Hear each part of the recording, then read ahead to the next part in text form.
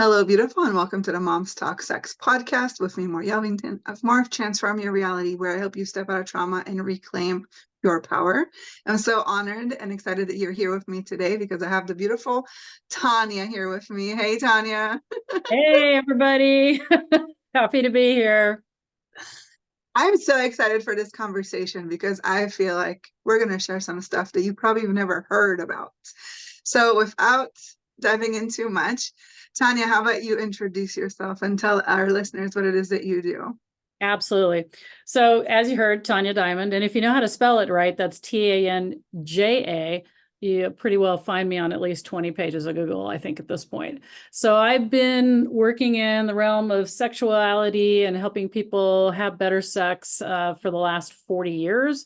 And people are like, heck, how can you are that old? Yes, I am that old. I am coming up to 63. And so, yeah, it's been around for a while. And I got into the whole, well, I'm a Scorpio, so sex and death, you're going to be that way. But I got into trying to understand sex better, having suffered sexual abuse as a child and as a teenager. And then went on to have, romantic or boyfriend sex and finding out that sex was dismal. I'm kind of like, dude, seriously, there has to be a better way than what people are doing. So I have apprenticed across the globe in shamanic journeys, in African studies. I lived in Africa a long time, in India. So I've spent a whole lot of time delving into sex and what makes it good, and including energy mastery. So I'm a lineage Tantra holder, and people are like, what the heck is that?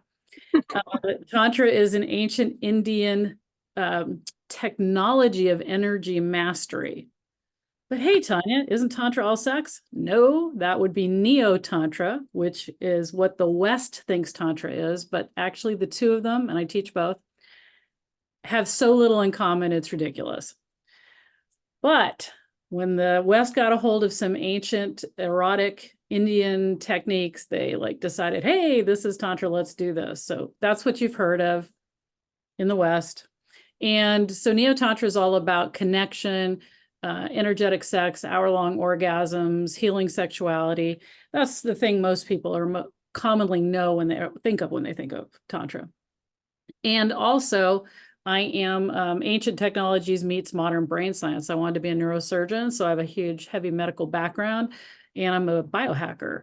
So I'm all about how to regulate the nervous system as a foundation in which all healing should be had first. So Yeah. that's the short summary version. Wow, that's pretty amazing. So how do you combine the American version of the Tantra and your studies from ancient India? Like, what does that look like when it comes into practice these days? Well, so basically, since I have a lineage, meaning that I was passed down through oral and energetic transmission, not oral sex, oral and energetic transmission, the lineage of all my teachers before me, that is energy mastery. That's where I live in the world of how to master energy within yourself, so you can master energy outside of yourself, as well as that's combining the the biohacking and how our neurology, that word. Thank you Yep. very much. Yes. How our neural pathways work and how we work when it comes to programming in our evolution. Combining, I don't necessarily, so I live that part. So when I'm teaching Neo-Tantra, which is all about sex and that type of thing, it's because Tantra is just part of me, that automatically comes in part of that Neo-Tantra as well. So a lot of people in the Neo-Tantra world will say, here, go do a weekend workshop and be certified as a Tantra teacher. When I certify people just as Neo-Tantra instructors, basically they go through a year and a half of super intense studies. So combining them just means that if somebody teaches you a technique, let's say you want to have a better orgasm, most teachers in the West will teach you technique. Okay.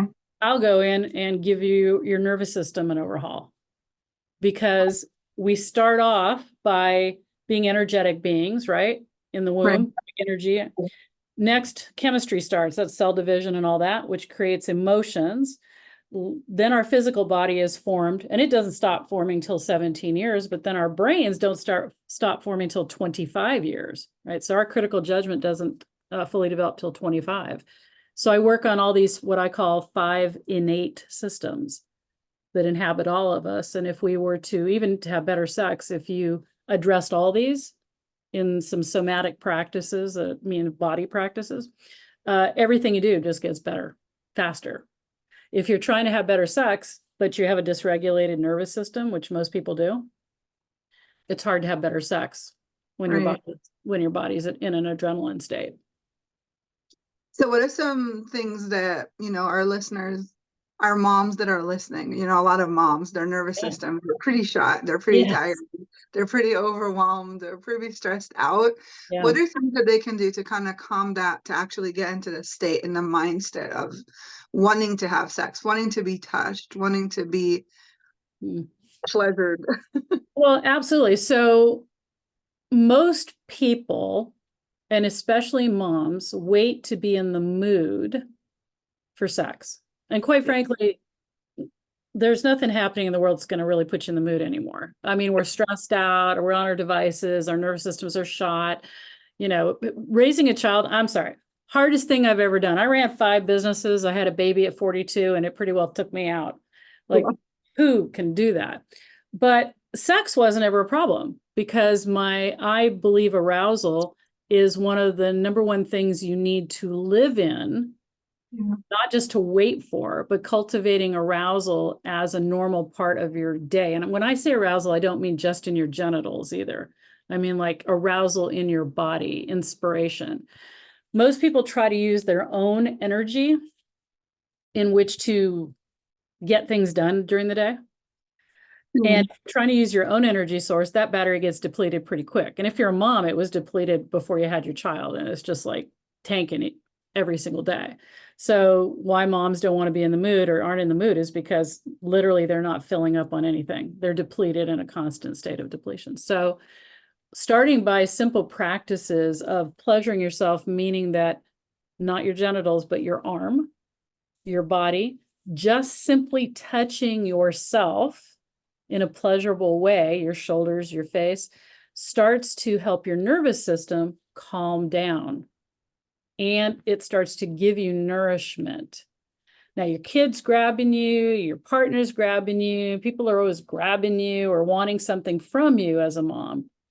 But when you can start giving yourself that space, that just touch, that just pleasure, even if it feels boring at first, or you don't feel anything because you're so overstimulated and overwrought or exhausted, it still does something for your neurobiology. So when you can just touch yourself, your subconscious mind doesn't know that's you doing it. Your chemistry doesn't know that's you doing it. So it'll take in all that need that you have just to maybe be just held without sex, to feel some pleasure without sex or demands, that touch without being grabbed by your kid or wanting something.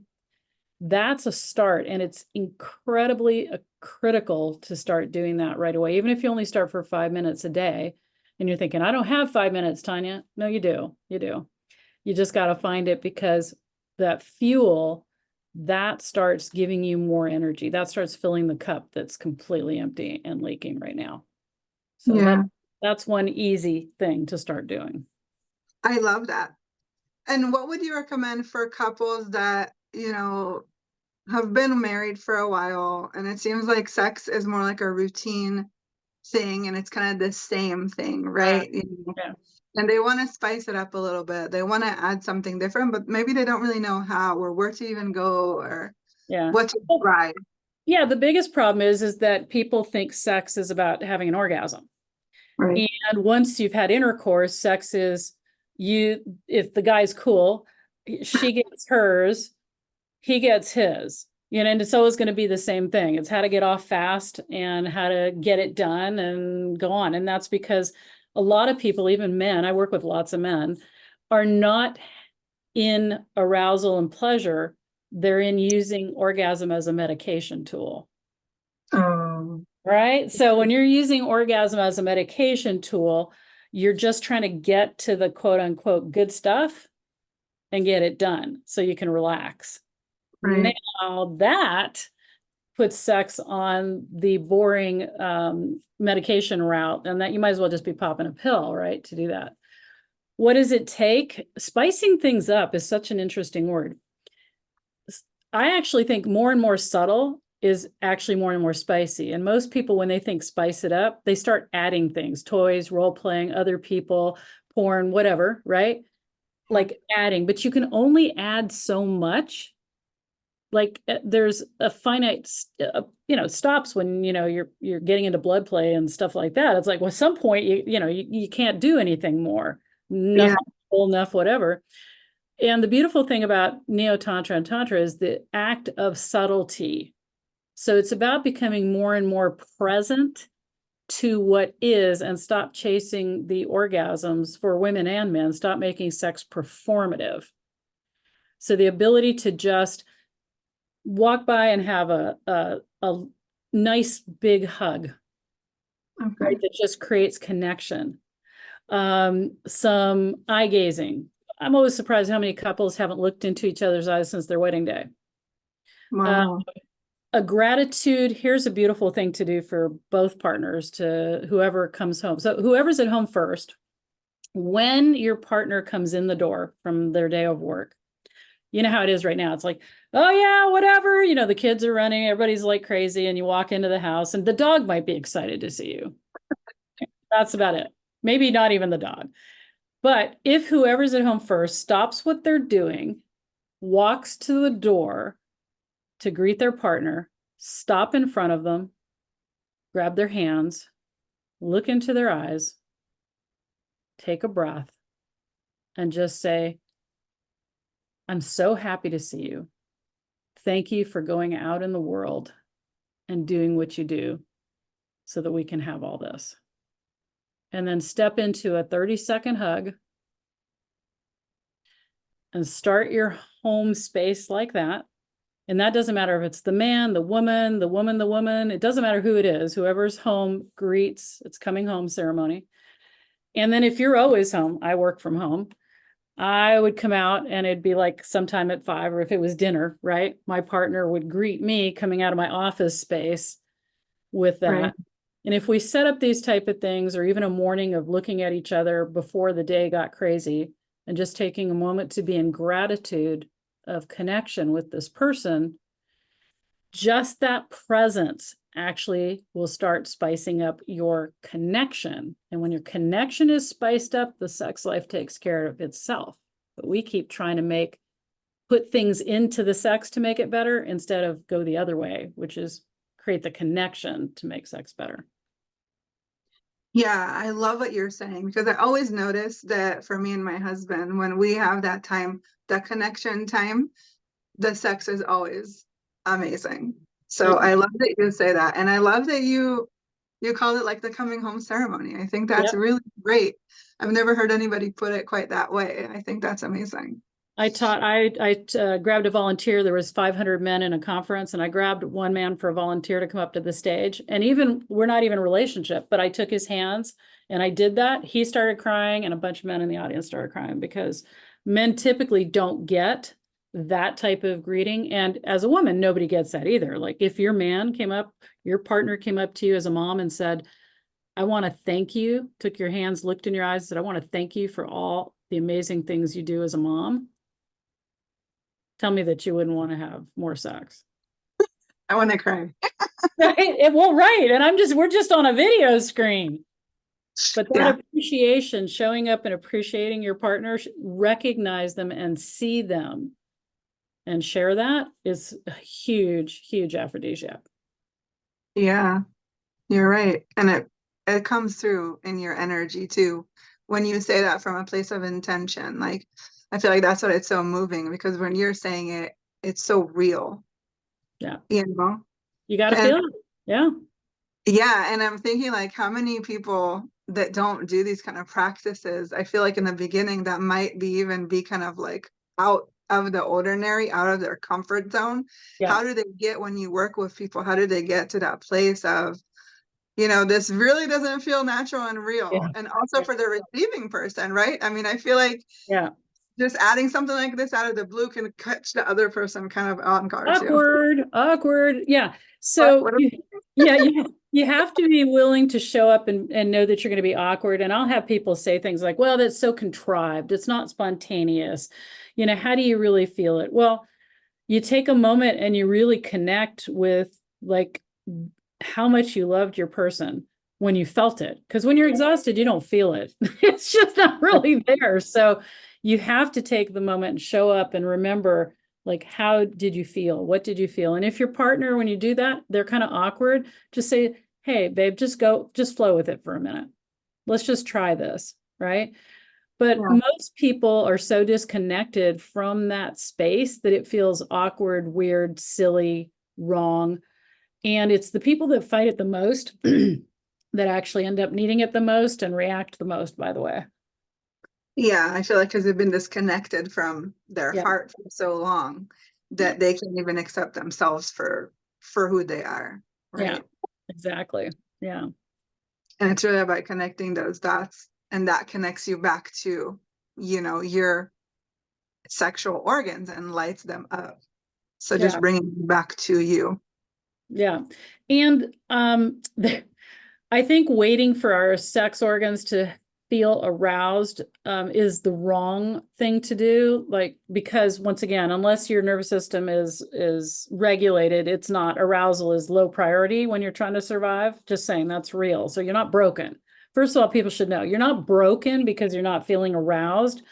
That is, you're in survival mode. Yeah, arousal isn't quite important. However, even by having what I call 5 minutes of sexy time, which is another ceremony.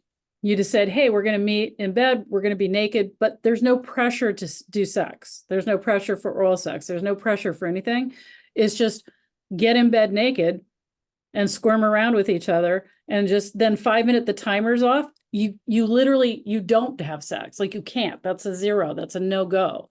It's when that container of 5 minutes is over, people part, get dressed, go about your business. And what ends up happening is you start building that up, right? So you spend a few, days doing that, you might be surprised.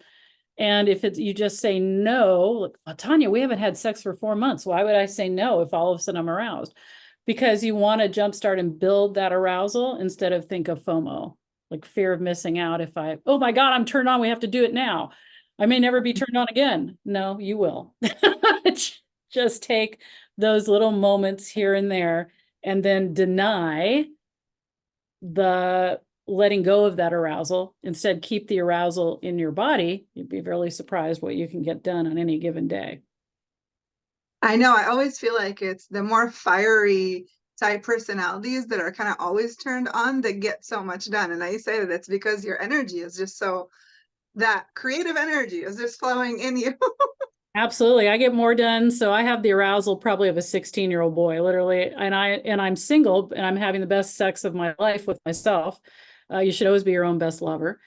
And I believe that arousal that's just not only in my genitals, but it's throughout my entire body is fuel that I use for motivation, that I use to go work out, that I use for everything. And I think that, I have an accountability buddy that's a Marine special ops guy, and he's like, wow, you get more done than we do. And I'm like, heck yeah, because you're not sitting in the arousal I am. And it's not frustrating when you're using it through your whole body. Most Right. of us live in a low level of arousal. And then if we feel anything, we try to get rid of it Mhm. instead Instead of of cultivating, fueling it. Exactly. We don't want to get rid of it. We want to cultivate it. right. I feel like so many, and I don't know, I'm curious what you think, but I just feel like so many of us are just so disconnected from that energy, so Yeah. disconnected from that. And so that's why we feel so depleted. It's about creating that, reconnecting to that energy, reconnecting to that, Yeah. source, to that fire that really lights us up. And a lot of times I feel like people feel like having sex or orgasming takes away their energy. But I found it very differently, that when you actually tune into it from that place, it brings you more energy into your body. It creates more space for you. Well, when you're using it as a medication tool, you're right. You have it and you're just checked out right afterwards. That means you're depleted. Yeah. Because you weren't depleted and it just keeps building. But here's the thing, it's like, once again, sex doesn't have to mean intercourse. Sex doesn't have to mean orgasm or ejaculation.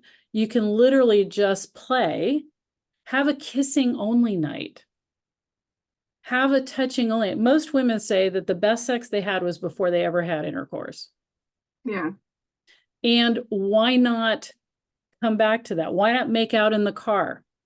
Why not make out in the bathroom? Why not be the teens that you were? Now, most men would say, yeah, that was frustrating for us. But that's not true. It was also fun.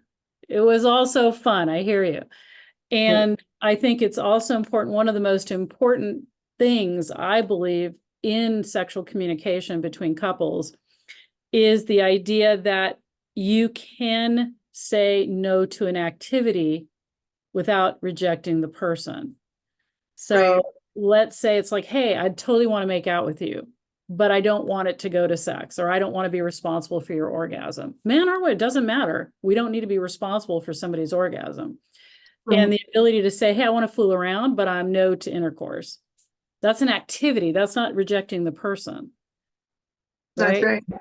We have a lot more freedom when we realize you can have, fall down on your knees and give your partner oral sex for 30 seconds without having to finish the job, or to touch your partner in a way that stimulates them without having to go to intercourse.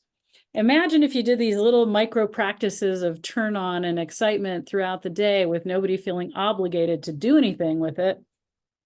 Everybody would be a lot more turned on. Yes, I love that so much. So if our listeners want to find out more about you, to work with you, to reach out to you, to play with the stuff that you offer, where can they find you?